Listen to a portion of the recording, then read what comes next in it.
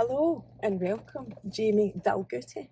Is that right? Hello, Pronounced yeah. that correct? Good. Nobody ever gets it. This is actually quite late in the day, 3 o'clock, so we're hoping it'll stay light enough. We've put the wee lights on, so hopefully it'll be okay. So Jamie, where do we start with you? I found Jamie through the telly and the newspapers. I came and found you because back in July time, Yep. you were all over the news and the newspapers because you graduated with distinction in a community development degree. Yeah. Right, which isn't relevant to this story because you're not here because you've got a distinction in in a degree. That's not why he's here. It's just that Jamie's story is quite incredible as to how he got to that stage, because most people in your shoes don't really end up that successful, sadly. As sad as that is, it is also a fact of life and the way society is. Because Jamie was taking in care when he was 6 months old and then stayed in the care system till he was 21. And then in between times, I know there's so much more to this story, but what I do know is that you were in something like, was it 14 homes by the time you were 5? Yeah. You got separated from your brother. You were orphaned at age 10. Yeah. And that's just what I was able to read. And I don't like to do too much research because then you haven't even got a story to tell, right? But first of all, congratulations on your massive achievement. I know that you now work full-time within the community and a social care. Would you call that a social care job? Community development. Community development, that's right, because that's what your degree's in anyway. And I also know that your goal is to change the way, is it care experience children are managed within the system? Is that, or how would you describe it? Yeah, I think just the way that we care for young people in care. Right. How they're supported. But I think generally my mission is to just improve parts of the world where everybody's affected. Mm-hmm. And you're also the outcome as well. Sorry, I forgot to say that you were ultimately diagnosed with complex PTSD as a result of your whole life experience. So all of that said though, my first impressions of meeting you here, like, you're dead positive. You've got a great personality and your aura is like magnetic. You're very, nobody would expect that, I wouldn't imagine. And when I'm sure people that don't know your story, when you tell them, they're like, oh my God. Yeah, it's a backseater. It's definitely funny, like if I'm doing any public event, the way I structure it now is I'll tell them about me first, what I've done with my life, and then I'll come in and talk about the care.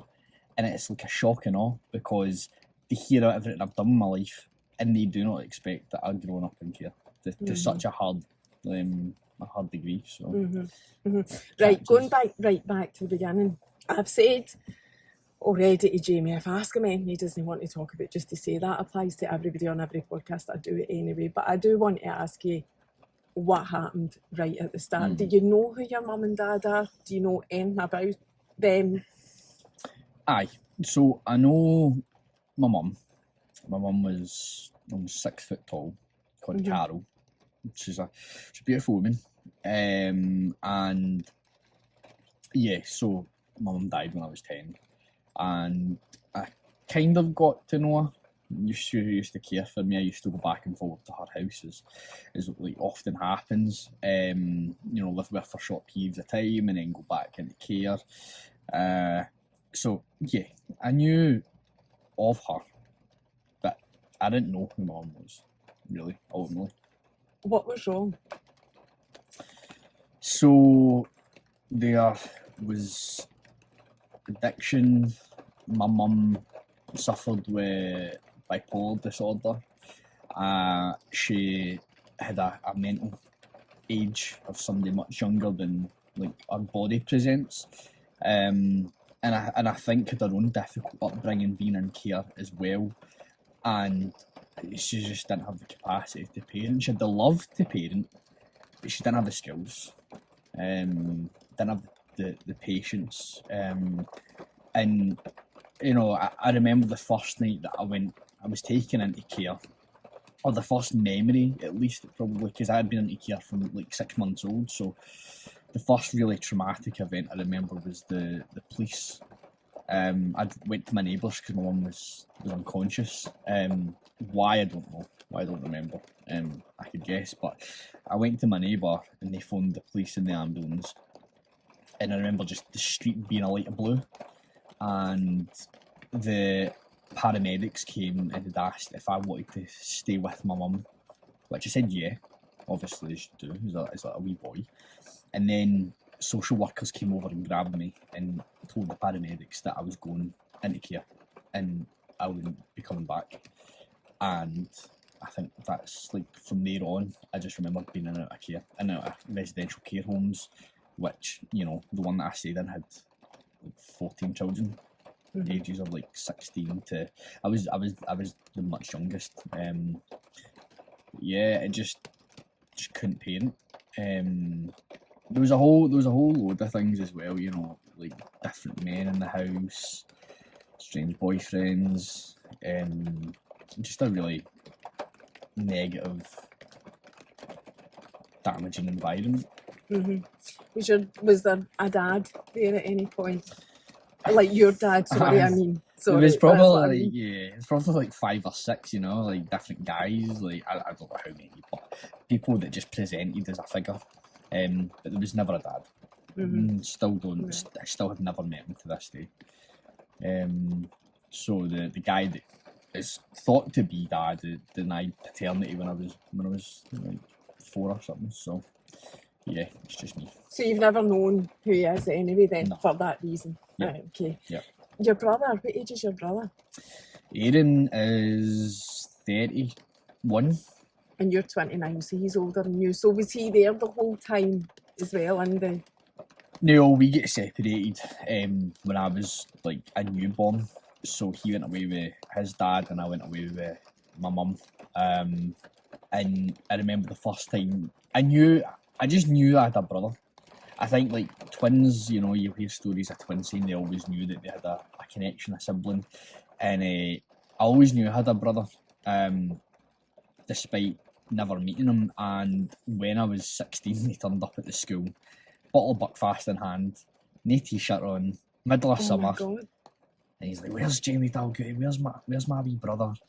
And loads of folk just came running to find me to tell me that my brother had turned up in school. And he walked clean into the reception. And that was the start of a very on-off relationship with Aaron. And you don't miss him, he's 6'5", so he's a big boy. You're quite tall as well, it's clearly hereditary. Aye, I get the brains and the height though. You get the height. Yeah, I'm still quite tall though, you're not about 6 feet yourself. Aye, 6'2" if I'm in good pair of Nikes. Right. So if you had a relationship with him, are you talking to him now, or is it still quite volatile? It's really difficult, and I think I don't really get the opportunity to talk about Aaron when I do any like kind of public speaking. But he was really let down. You know, he grew up with a real lack of love. Some situations that created trauma in his life, really damaging, impactful trauma. And he's obviously grown up with kind of some psychological disorders related to their mum's bipolar. As I said, with the trauma, you know, he's got PTSD as well. So he's not had an easy life. Much different from mine because he still stayed within the family network, which is called kinship care. But yeah, he's been in prison, unfortunately. He had a son that he just had at the wrong time in his life and went into care, and is still in care to this day. And you know, it's something that you hear a lot of people in the care system talk about is trying to break that generational. Yeah, that's what I was going to say to you. So I know a wee bit about that because I sat in the children's panel for a wee while. And what's happened to your brother is actually, unfortunately, the kind of usual way that things turn out. And that's why it's so amazing that you were able to break that cycle because the odds were against you. That's, if you're looking at it in black and white on paper, the odds were against you, but you managed to do it. What do you think the difference was between you and him? What made it different? Why were you able to break the cycle? I talk about this quite a lot, and I talk about it in all aspects of life, with people with addiction, with people who, you know, veterans of war. Something in my makeup is just resilient. So you can build resilience through going through difficulty, but I think some people just have a natural resilience in them. It's just in their DNA, and that's who I think I am. I think I've just got a natural resilience that can absorb difficult experiences and get rid of it, deflect it, build a bubble. Do you think as well then that most people will have that? It's just the ability to find it within yourself and build on it that's actually the challenge. It is, and one thing that I think is probably a good message to people, and I know a lot of people will think like this, but when I was younger, obviously I see myself as a victim, and you need to go through the stages of trauma, and one of them is victimhood, and it's like some people still will live their whole life in victimhood because they don't develop the skills, they're maybe not the network, and I'll talk about that later, but I had people around me to keep pushing me to strive to get away from that. And while I was in victimhood, I would look at other people's hardship and think, how can you not overcome that? So, for example, someone who's been through a divorce, or their business is broken down, or they've hit some other difficulty that isn't the care system, and I'd be like, just get over it, man. That's nothing compared to what I went through. That's not hard. But through being with people that see the world differently, and being someone open to being challenged, that's such a negative way to view people's difficulties. And some people can only tolerate so much, and for them that's their maximum. Whereas for me, I think my tolerance level is way above, if you think about an iceberg, mine's is way up. Some people just, their difficulty is their difficulty, and they'll never overcome that. And I had to let go of that judgment, because it really pissed me off. That if I can get to where I am after being through what I've been through, so should you. But then realising and maturing and learning, everybody can. And my brother is one of those people. He's going to struggle his whole life, no matter the support that he has, and it's just one of those really hard things. I think some people's resilience is just where it's at. You can... And I was just going to say, that's such an understanding view and approach to have for it. But I suppose it's just another way of saying everybody's feelings are valid, regardless of what's happened to you and what you've been through. It's all valid. I do appreciate that your situation has been particularly challenging, though, saying that. Was there a point, Jamie, where you thought, this is horrific, my life is horrific? Do you remember how you felt as a child? Or do you remember having that feeling? Because I know you've had feelings of rejection. We were talking about that before we pressed record. When did that come? What age were you when you thought to yourself? I was I'm a really emotionally intelligent individual, and as a wee boy, probably because of my situation and having to learn what adults were there for, they'll try to find you a new home, and what adults were there for, I really care about you, I want to love you. And I had to do that from the age of 5. So I'd have to say that I've always been an emotionally intelligent boy. And I think part of the diagnosis of CPTSD is that sometimes the feelings are like it was when I was 5. I think sometimes when I have a really bad day, it's like I'm drawn back into that 5-year-old version of myself where the hurt just feels like it was yesterday, like it was just being done. That family were like, we've had enough of him, move him on. And it's just that cycle again. And was that how it felt? Yeah, I used to joke years ago when I done a bit of kind of storytelling about caring. Somebody helped me structure it in a way that, like, if you think about a box of chocolates and you've got your wee favourites and then you get to the coffee. As an adult, we do. But I did. I love the coffee. Do you love the coffee now? Is that what you're going to say? Now. Sorry, I'm interrupting your story. No. Sorry. Now, I'd obviously like happily have a coffee chocolate, but in that story, most people pass that. Most people say, "No, I don't want it," and that's how it sometimes felt in my life. Was just people would pass me from pillar to post, and it was because it was easy. I was so young, and I don't think they actually understood. Spotlight. I don't think they understood the damage that they were doing, and I think that's why I do tell my story, is so that people who do care and who do foster realise that they might think that they're moving that wee boy on or that wee girl on and nothing's going to happen, but it's got lifelong effects. And one of the best, easiest ways I think most of us can understand it is if you look at dogs that get kept in kennels for most of their life because nobody wants them, and you watch the videos and you're like, oh, that's such a shame, that's so sad. You look at the killer whales in America that are being kept in these tiny pens, and so much of the world are in disgust and outcry that they're being kept, but that's what the system's like. You're just revolving on this tiny wee...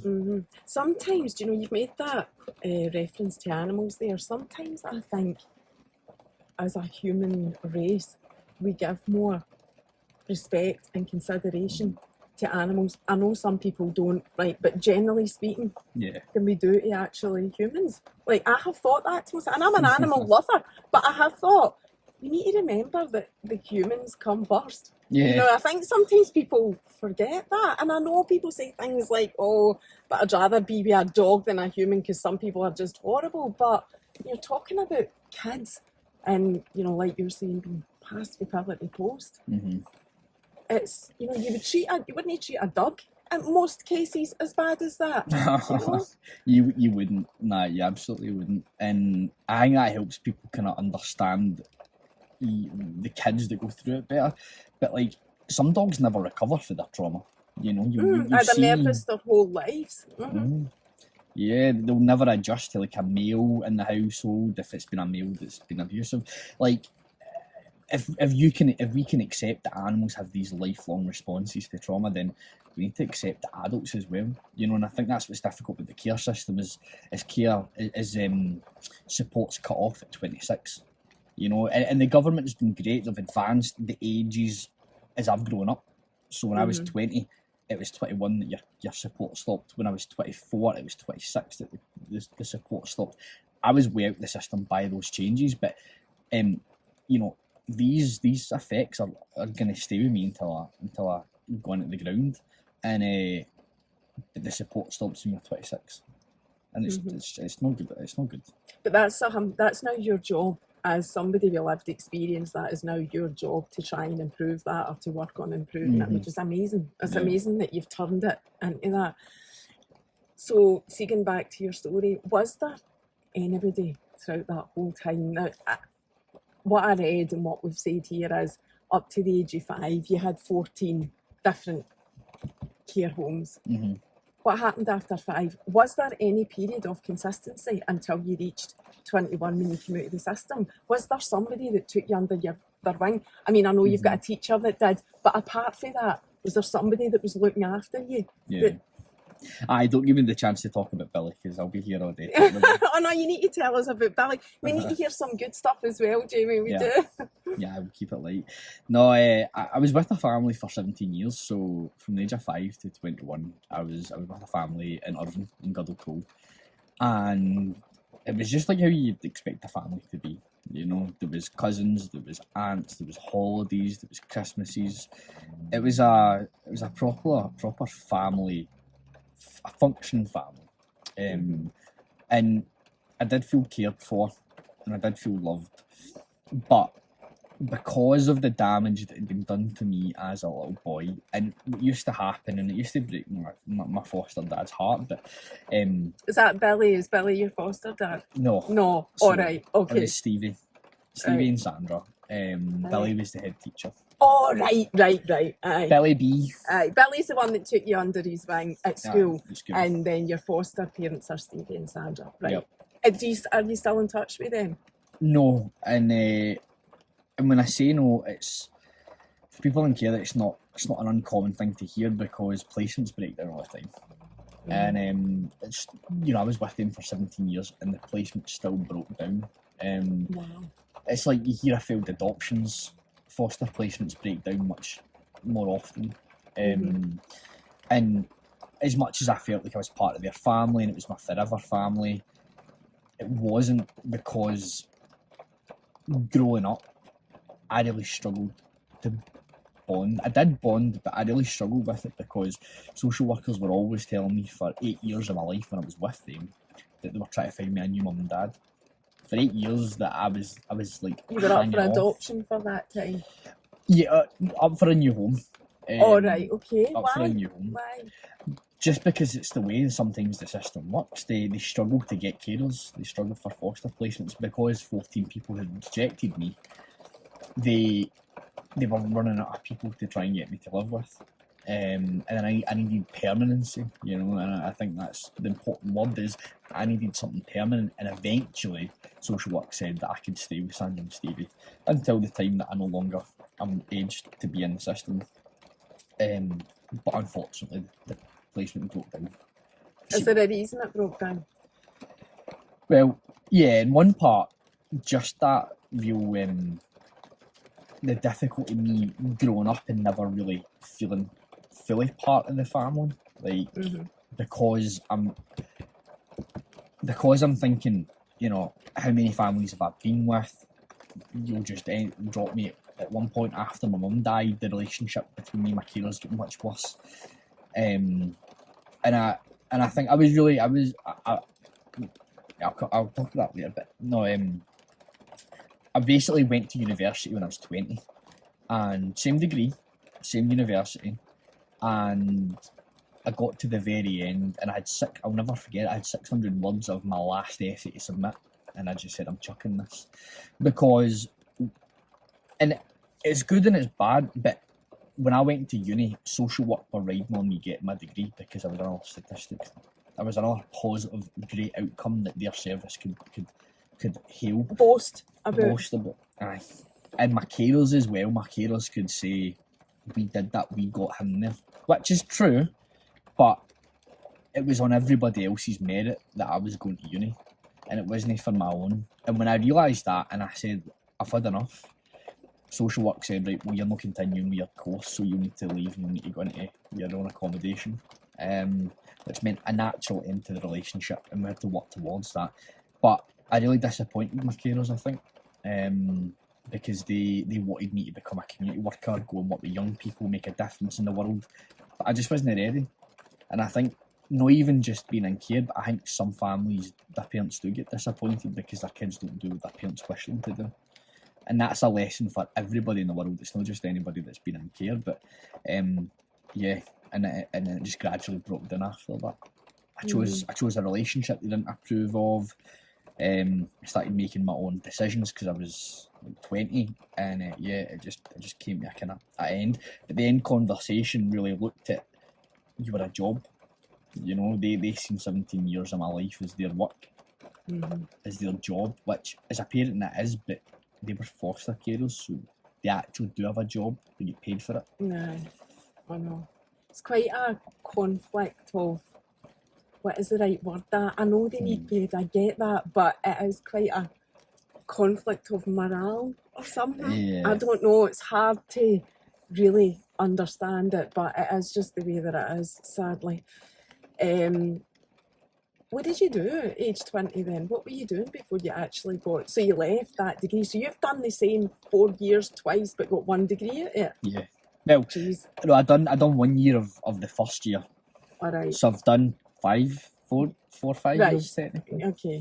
to get the degree. But you Don't ask still, about maths. but you save the merits from that first year that you did anyway, don't you? You don't lose them, so it's not like you have to redo all of that again. So there is a wee positive there. So what did you do in between times from age 20 to actually getting your degree at 29 this year? So I went and worked for Glasgow Caledonian University as a security officer, and I really thrived because I think it was difficult, and you'll hear motivational speakers and survivors talk about it, but you can't heal in the environment that hurt you, right? So I went back into the world of exploring care. I have never heard that phrase before. And I have listened to flaming, I think, every motivational speaker there is, and read all the books, but I did not know that. You'll never heal in the environment that hurt you. Well, that makes a lot of sense. Right, okay, we're batting that before somebody else. I don't know, where did you hear it? I can't remember, it was a YouTube. Because I have not heard that. I'm sure it was a YouTube video. Yeah, definitely. But it's so true. Like, so when I left care and I get involved with Who Cares Scotland in Glasgow, I was like, well, I've got a story and I want to see change. So I was part of some governmental changes around the system. So the UCAS, like basically they made it that if you're in care and you go to university, you get a free bursary. But the age was too young, like, because I'm 29, I only just graduated in June, and that's another conversation. Is like, care is lifelong. Some people don't even go into their where they're meant to be in their life until they're 40 and 50 because they've been held back by all this trauma they've had to work through. But I was part of some instrumental change that meant every university offered bursaries to children in care who were 24. So I managed to get the age increased, and it was a group of us with care experience and using our collective voice. So I'd done a lot of that, and then I was like, it's hurt me, it's dragging me back in, and there's not a map on how to heal, especially from trauma. Like, you know, if you do an ACEs score, the adverse childhood experiences, most children in care are they score the highest. You know, and I was way off the scale. I'm convinced I could have made like 12, 13 more points on that ACEs scorecard. This is quite a recent thing, the whole ACE scorecard, and looking at these things that go into making adults who they are from their childhood experiences. Yeah, it's a big American model, but the UK are getting on board with it. So I was like, I'm gonna go and just do something that's completely unrelated to care. And I did. So I worked for the union in security for 2 years, and I'd done really well. I worked really hard, and a new manager came into post who was an ex-chief inspector in the police, and he saw my potential. He knew my story, and I think that's what's happened for me and throughout my life. Is, as you said at the start, I attract a lot of people who see probably the wee guy that I was, that just needed to be cared for and supported, and he encouraged me to go back to university after seeing my potential in that job and what I wanted to do in life, and yeah, so he was my motivator to go back and get my degree. And that was what did it then. Yeah. See, throughout your childhood, was there a point, or even your teenage years, where things went off the rails? Like, did you do daft things like that? We drink you the coffee.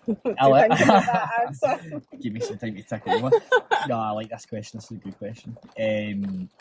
Yes, and I think it needs explained. So when I was younger, I wasn't allowed to play with other kids because their parents would obviously deem me the bad boy, because there was a perception that if you were in care, it's your own fault. You've done something really bad. You've battered somebody, or you've been swearing every single day of your life, like just ridiculous reasons. And in actual fact, it's just a lack of love. But when I went through a period, I just smashed windows in my area. What age were you? 12. First year, 13, maybe? first year.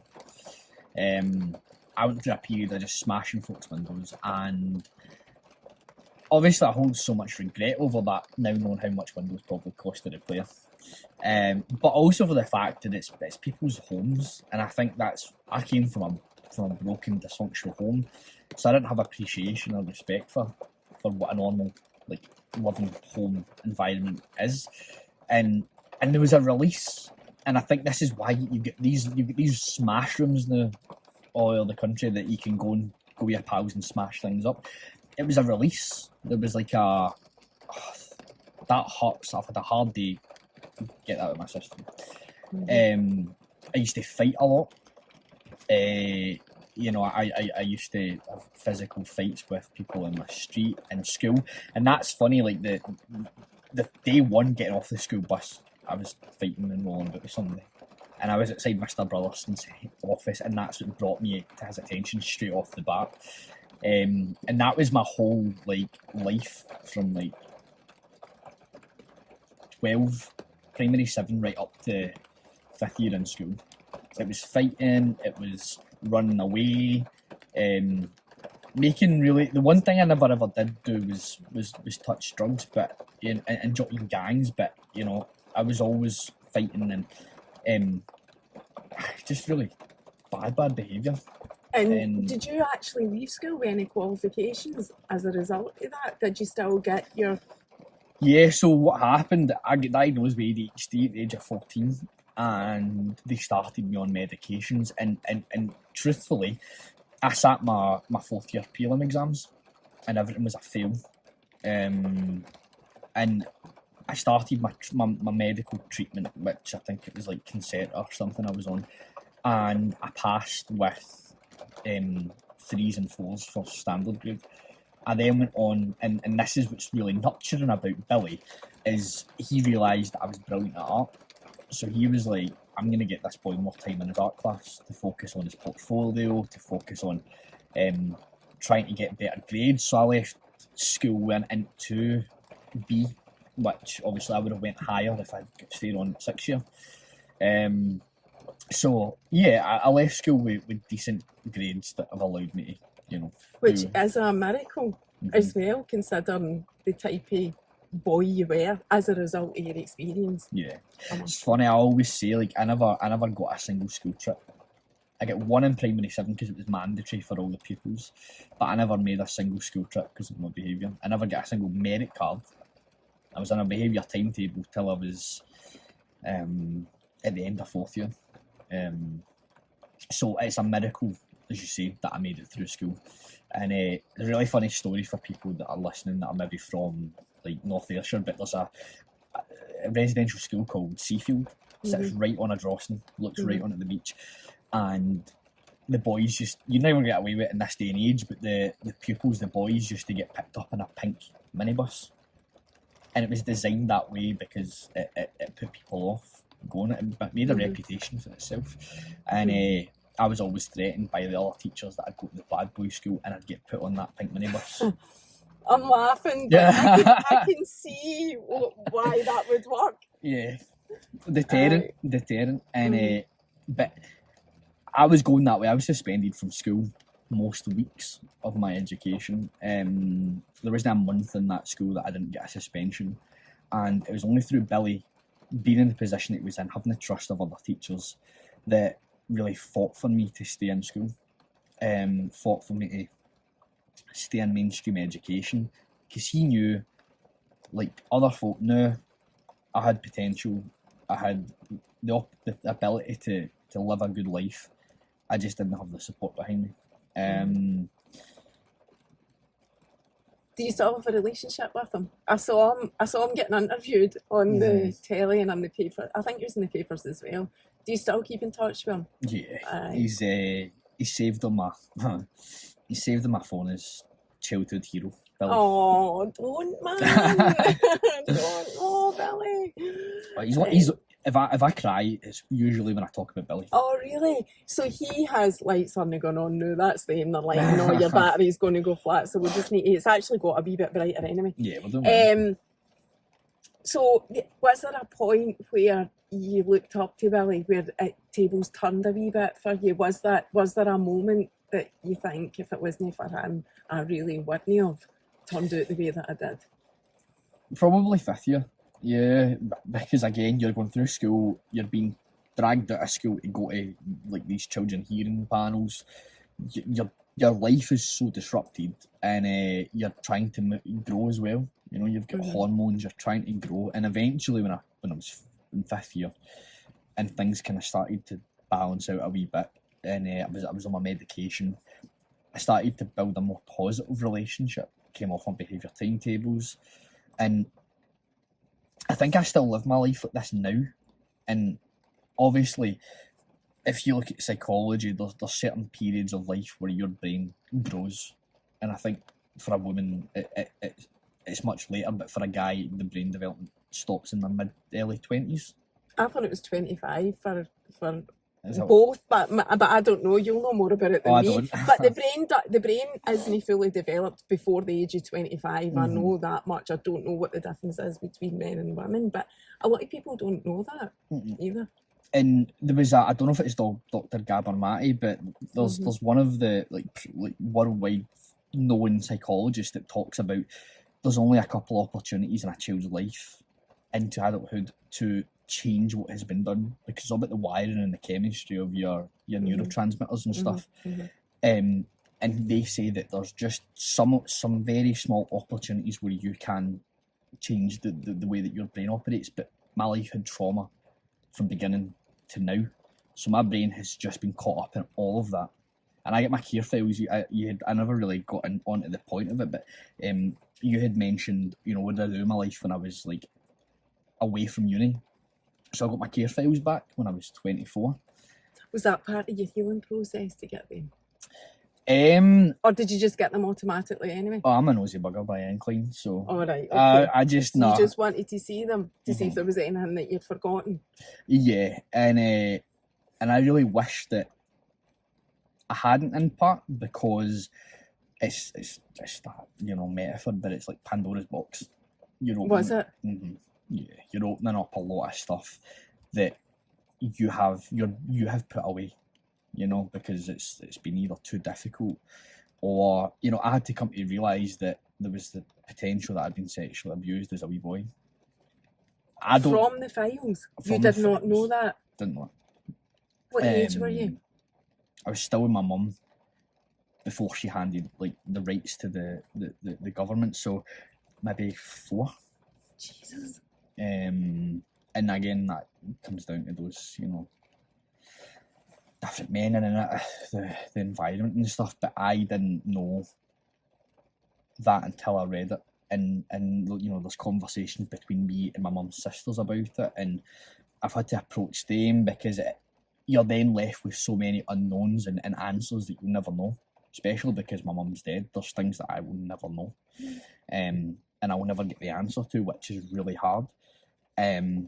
So I think like getting your files back is a good thing because it's your identity, and truth to be told, when I requested my files, they said that it's one of the biggest files that they have in their history of like North Ayrshire social services.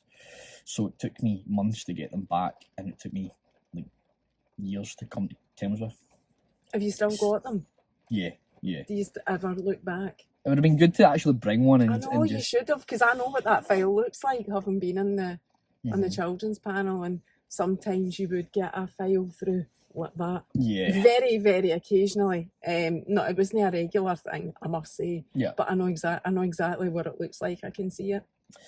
And it's mind-boggling to like read your life on paper, because I think children that experience trauma, your memory's impacted. You know, you're not thinking about like you disassociate. You take yourself away to these other places where you're not in your body because it's too difficult. So you'll know about the thing that the mind does if you're a child. Like, you're not even conscious of it. That you can block things out. They're so traumatic for you as a child that you don't even know that it happened to you because the mind blocks it out. It's the same as what you're saying, basically. Yeah, it is that, and that on like it still carries into your like your adult life because it's a coping mechanism, and that's why like you need to dig so deep into your resilience and just heal. You have to do it, otherwise it consumes you.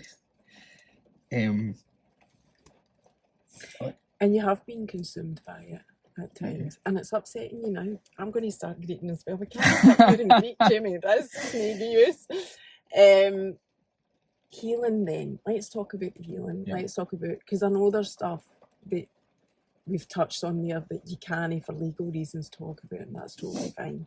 So recovering and healing, where are you with that? How's that been? And getting diagnosed with complex PTSD.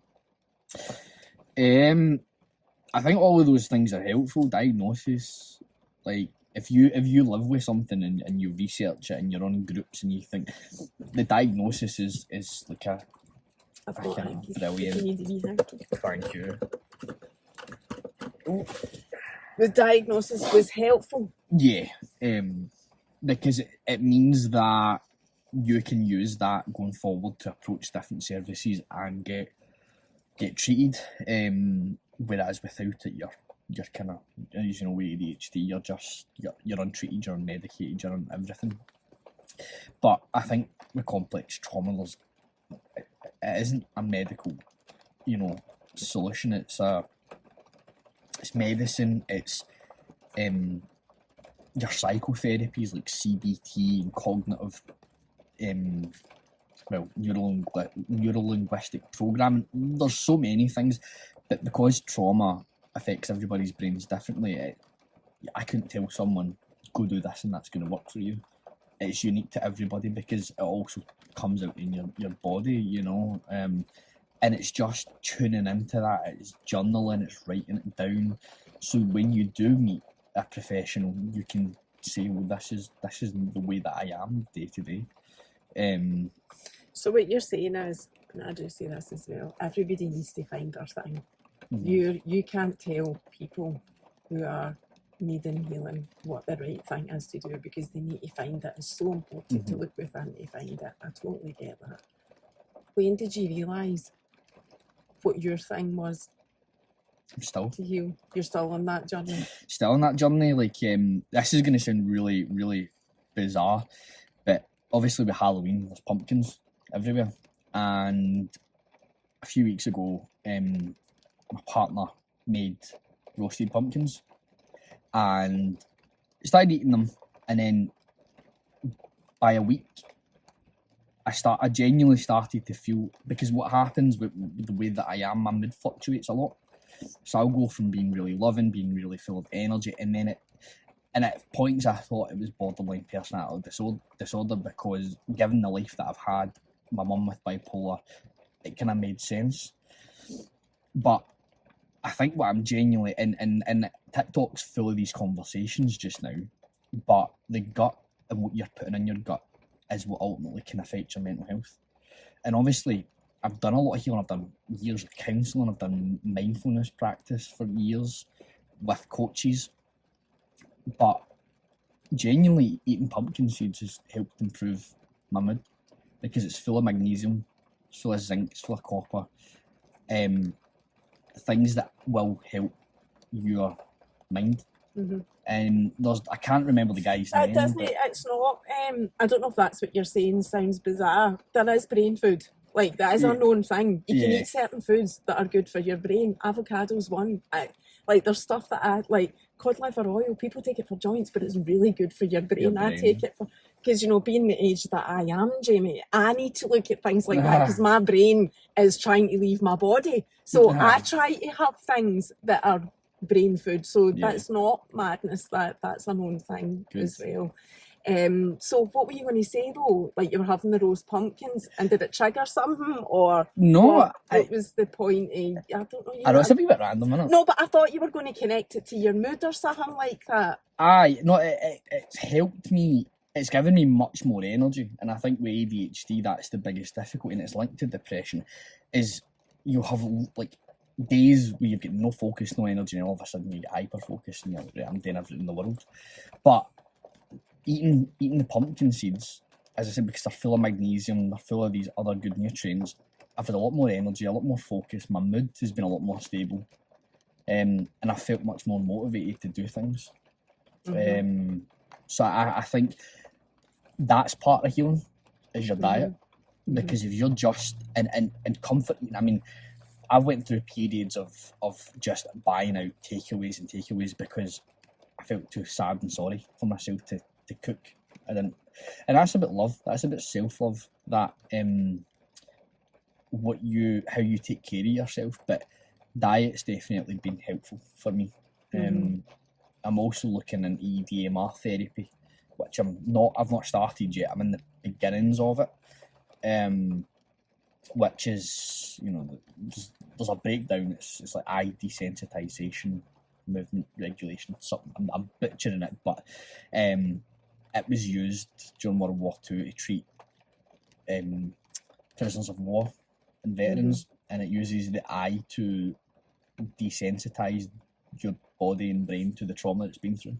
So by exposing you to something, looking at something, I don't know this. You need to explain it. Yeah, this one. I haven't actually done. So You've not done it yet. I'm in the part where I talk about why I need it and what I'm going through, and then eventually we'll start the process, if you will. So some people use machines. Some people that practice it will just use themselves. But it's getting the eyes to follow a particular pattern that I don't know how it was invented, but if the eye follows this systematic pattern, it can help the brain reprocess trauma, and it was clinically proven to work with veterans from World War II, and it's now used to treat CPTSD. So it's one of the. So it must be something connected to nerve endings then. Yeah. And it reminds me of tapping.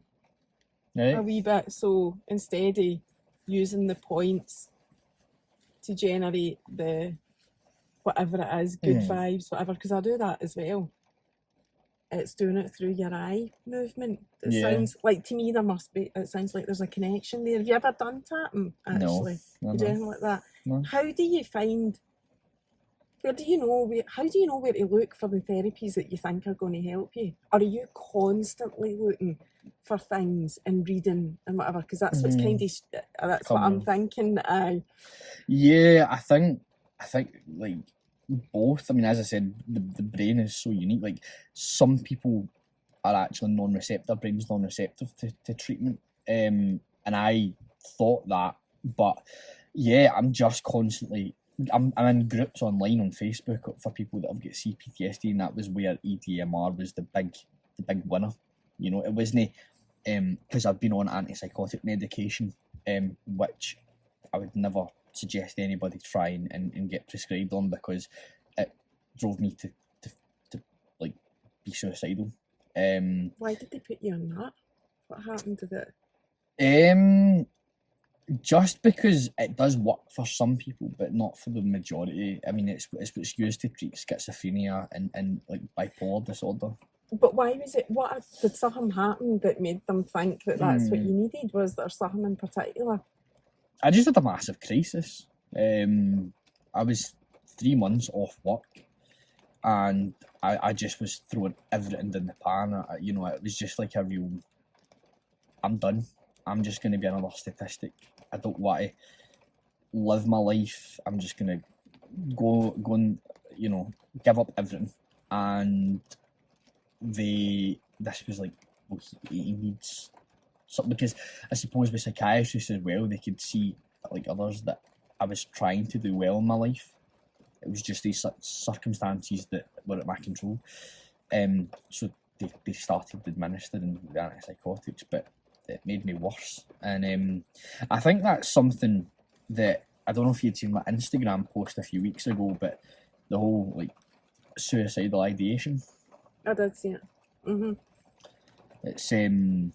It's something that I had a conversation with my EDMR therapist, and she'd said she listened to a podcast where a woman was talking about it, and it made perfect sense. But that's something else that I experience. Well, tell us what that is. So for me, it's not fantasizing suicide, but you just get moments where, you know, where it became a concern for other people was when I was in uni last year. We were walking down the West End, and there was a construction crane in the middle of the kind of campus, and I joked to my mate, and I was like, you know, I really fancy just taking a run up that crane and jumping off it. And he went to my lecturer, and it turned into my lecturer trying to wrap around support because they obviously were really concerned. And I was just joking about it. But in my head, I was thinking about what it'd be like to jump off that and just get everything over and done with. And that's a cycle. So I could be cooking my dinner and I'll start thinking about how would I end my life? How will I do it? But the reality is you're terrified to do it. You never will. And I've felt like this probably since my carers cut the relationship and I went out into the world and had to deal with all this trauma that I was a bit cushioned from. And it's a bit of a comfort. And I don't know, I can't really articulate why it's a comfort, because it's something I'm just beginning to talk about and accept. And there's a lot of guilt around it, because I mean, who wants to date somebody that either thinks about suicide and trying to explain to them that you'll never do it, but it's just a thought. So the example of the crane is just one, but there's many where you can be in the street and you'll think about what it'd be like to get hit by that, or it's a thing, and it obviously is linked to trauma. But for me, I think it's a coping mechanism for people. Mm-hmm. How did you find out about that? Like, how do you know that it's linked to trauma and whatever? Did you research it yourself? Yeah. Just kind of read into it. It's the only thing I can explain for me, because I don't think that if I'd been through what I'd been through, I'd have any reason to think about suicide. But I always said this: I would never in my life, because I'm too curious about the world would be like if I left it. So I'd never do it. And I've got a beautiful dog that I love. I've got my partner and a Do you live girl. with your partner? I meant to ask you that. Working on it. Oh, right, okay. Do you live alone just now? Yeah. Yeah, right. Mostly with them, but I've still got my own place. See, is there a reason for suicide ideation? Is there a reason for it? Why you do it? Why we do it? Why anybody does it that does it? Because I don't think it is that uncommon. I don't know. I didn't know that's what it was called until I read your post, by the Right. way. I wouldn't even probably think that, or sorry, I'll rephrase that. I think there'll be a lot of people who have thoughts like that that don't talk about it, because they probably know the fear it would give to people. Yeah. But right. yeah, I do think that's probably a much bigger thing than we realise. I think you're right. And I think it is, there's so much guilt. I attach so much guilt to those thoughts and feelings, because as well, like, how hurtful is that to your partner if I'm saying, you know, I'm with you, and obviously being in a partnership is about making each other happy, but also about finding happiness yourself and coming together, but them feeling I'm not doing good, I'm not enough, you know. And I think that's a conversation that I do have sometimes, is I still get so lonely, and that's not just for somebody that's in care, but, you know, sometimes I feel like I'll never fill that emptiness because I didn't have my mum. And I think with the suicidal ideation, it is like, how do you explain that to the family and friends that are in your life? Because then you're worried that they feel devalued because they're not doing enough, and that's not what that's about. That isn't about that.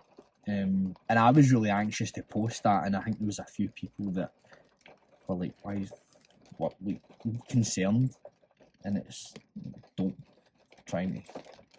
When I read it, I just, like, I thought everybody did that. That's what I thought when I read it, and I just thought people just don't talk about it, because it's like, I don't know, it's a bit of God, and I'm feared to say this now, and people think that's, you know, I'm going to go and do something stupid. I'm no, but I have had those thoughts, exactly what you're saying. But now that you're saying it's connected to trauma, I understand it. But when I was reading it, I didn't think you were going to go and do something stupid. I just thought you were giving us that share of the depths of your mind, really. Yeah. Without getting too. But I totally understand. Like, I mean, sometimes it's just a word that instills fear. Yeah. You know, understandably.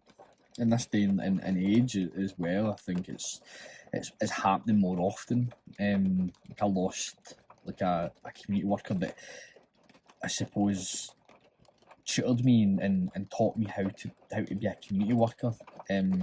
She sadly took her own life, and it's See, then there's that, and that's why I'm like going on to, I don't want to be saying this flippantly, because there are situations where, you know, obviously that happens. So it's quite a sensitive subject to talk about, but it's important that everybody's able to share how they're feeling, if that's how they're feeling as well, you know.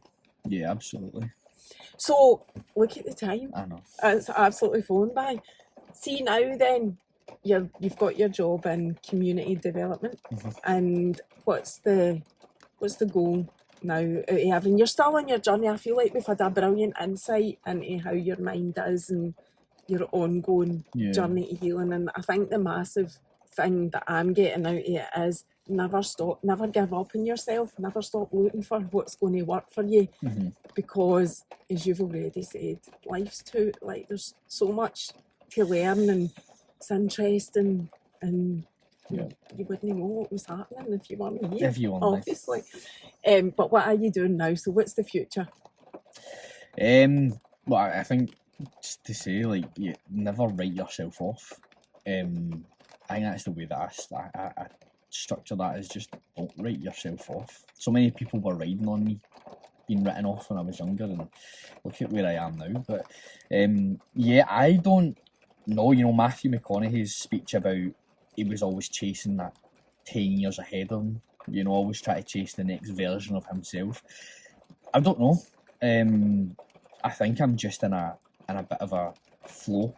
I'm just trying, and there is situations that are pulling me back into the trauma of growing up in care, and that's unavoidable. So I'm still having to process a lot of stuff. I'm still trying to find the healing, the right way for me to, because I think sometimes what happens is it's that 2 steps forward, or 1 step forward and 2 steps back kind of thing. Is like, you think you're doing really well, and you think you're achieving a lot, and then all of a sudden you get sideswiped by something, and your resilience is put back on the test. So I'm doing public speaking at the minute around the care system, and I think in the future I don't want it to be just about care. I want it to just be about generally people trying to overcome adversity. So I had been organising an event similar to what we're doing today, is just to talk about my journey in care, but have it be social workers, teachers, people who work at universities that support care experienced students, and just to talk about where it went right. Because as you said earlier, you know, let's try and keep it positive. No, well, you didn't. No, I wasn't meaning that. No, what I was meaning was that, like, there is positives. Like, that's what I was trying to say. It's no keep it positive. I hate that. I hate saying things like that, because that's no reality. But at the same time, it is good to remember that there's a lot of great things. You know, and I just wanted, when we were talking about Billy, see, I'm having to pure justify myself. When we were talking about Billy, I wanted, because you're such a lovely guy, I was like, I really wanted to hear that, the good, and there is good. Do you know what I mean? It's like when you're watching a movie and you want there to be, you know, a happy ending or whatever, although I know it's not exactly a happy ending, but it's a lot happier than it could have been. So that's what I was meaning. No, sorry to make you explain yourself, not at all. But anyway, what we're saying, so that's what the future holds. You want to do more public speaking and help with the recovery of people who have got any sort of adversity to overcome. Yeah, I mean, I don't think I'll ever work in the care system because it's Too painful. too painful. It brings you right back into it. But I think there's a lot of people in the world who, and it was difficult. So a few years ago, I'd done like a talk, and because of that, somebody who was in their 40s went to the Scottish Child Abuse Inquiry and gave their testimony. But I was only 22, and I was like, why is this like 40-year-old guy inspired by me? And I think there's probably a lot of people who are silently inspired, but because I've done a lot of like online stuff, I can see people are inspired, and it's age is irrelevant. No. I'm inspired by you. I'm 50 next week. I'm inspired by you. Aye, how dare I? Sorry, Aye. everybody can be inspired. Yes. And I think to know that, I suppose I'm sitting with something that the world needs to hear. Absolutely. And as you say, like I'll see people that I'm inspired by as well. Everybody should inspire each other. And I'll just continue working, being a community worker. I just think I'm just trying to put the best foot forward and not let my circumstances become a statistic. Just And keep going. And whilst you're still healing, you're also still pressing forward as best you can. And I think you're an amazing advocate for everything that you've been through and everything that you're doing. And that's us. What are we at? My God, that flew by. I know. Thanks so much, Jamie. I know you've taken time to come and share your story with me. I can't thank you enough. I've thoroughly enjoyed this, and I know the people watching all have really enjoyed hearing your story as well. Thank you so much for the chance. You're welcome. Thanks. See you later. Bye.